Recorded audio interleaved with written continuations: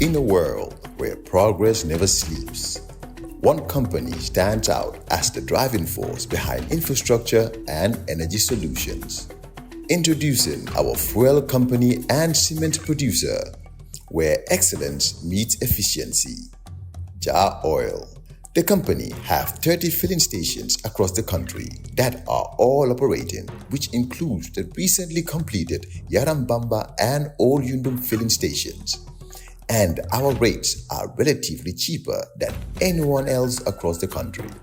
Along the years, Jar Oil introduces importation and distribution of cement in their line of business to diversify and strengthen their operations. Are you a cement retailer? At the moment, Jar Oil is the biggest producer and distributor of cement in the country with the most competitive prices in the market. With a focus on sustainability and innovation, we are paving the way for a greener, stronger future. Trust in us to fuel your projects and lay the groundwork for success. We currently produce over 25,200,000 bags per year. As the largest cement producer in the country, Jar Oil also targets to export cement to the neighboring countries like Guinea-Bissau, Guinea-Conakry, and others. Join us on our journey to shape a world where every drop of fuel and every bag of cement makes a difference. Together, we can build a brighter tomorrow.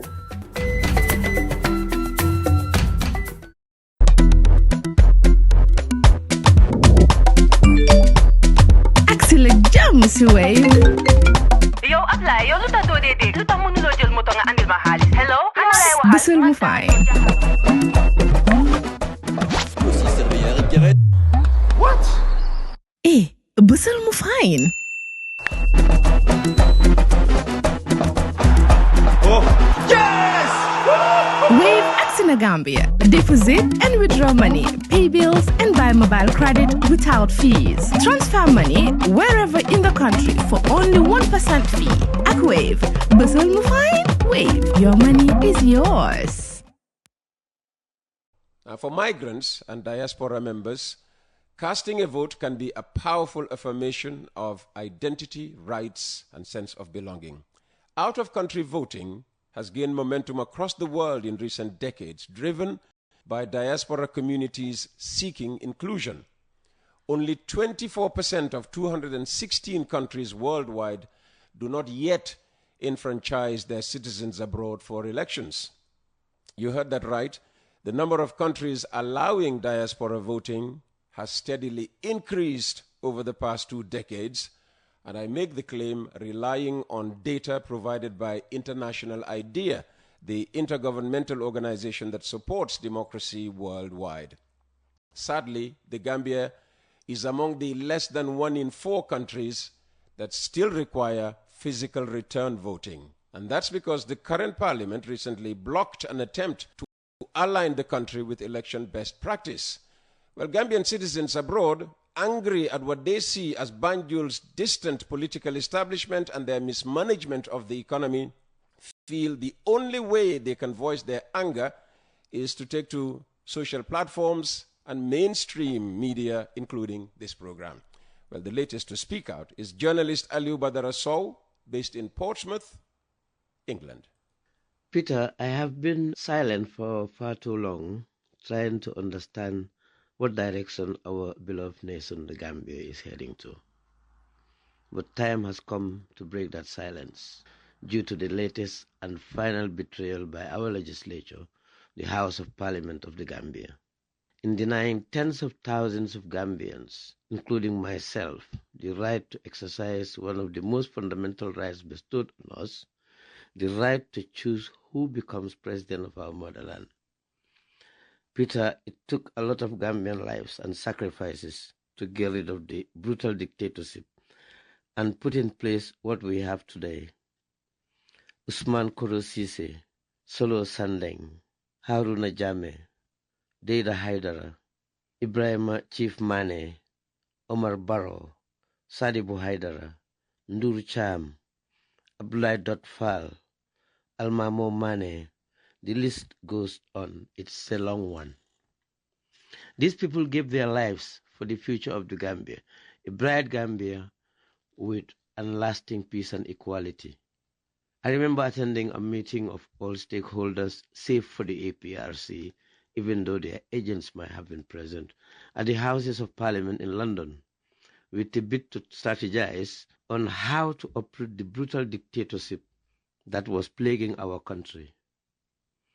The meeting was attended by the late Sir Dawda Kairaba Jawara and Hamad Ngany Ba, who today is one of Barrow's closest allies, and many others, who today were diasporans now serving in the government.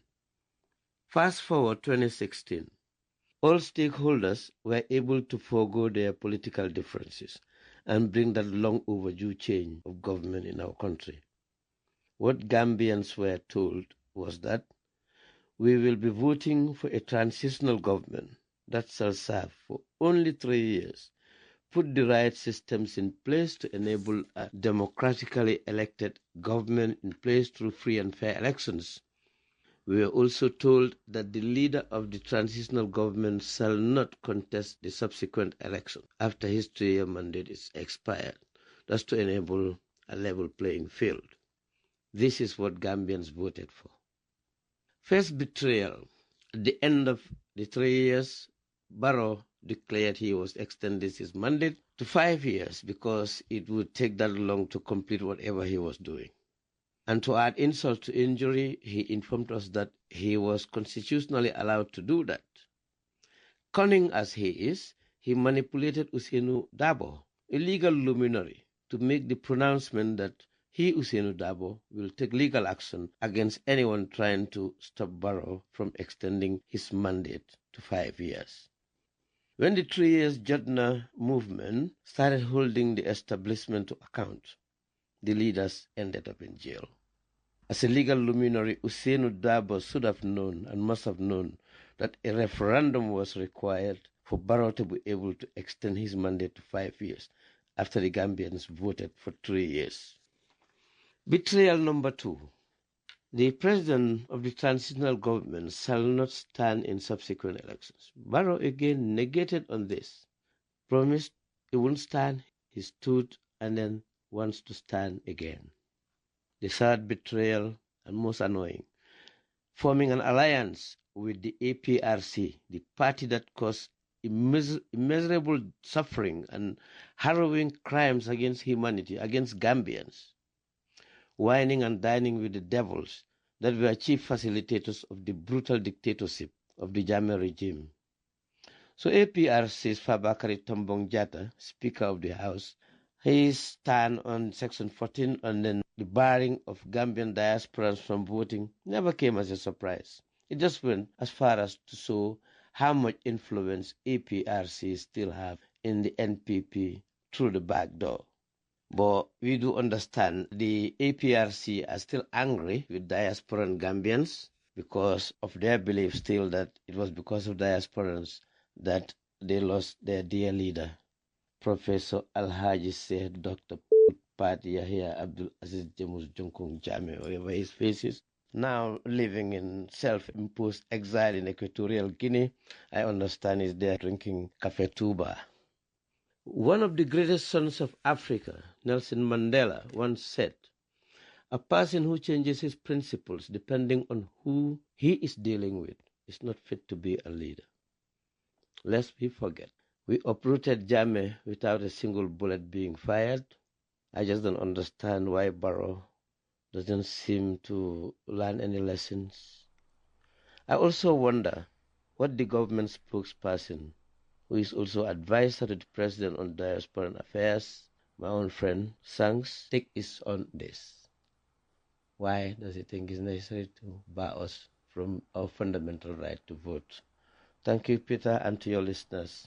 This is my take on making it impossible for diasporans to vote in our country of the land. Thank you. And that was Alieu Badara Sowe, one of the thousands of Gambians forced out of their country of origin by former dictator Yahya Jammeh's 22-year reign of terror.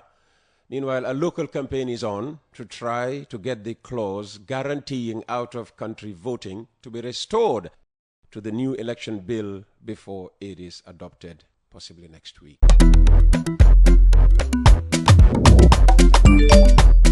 Axel jam si Wave. Yo, apply. Yo, luta do de. Luta mo nulo jël moto nga andil ma xaalis. Hello? Bësal mu fine. What? Bësal mu fine. Oh, yes! Wave Gambia. Deposit and withdraw money, pay bills and buy mobile credit without fees. Transfer money wherever in the country for only 1% fee. Ak Wave.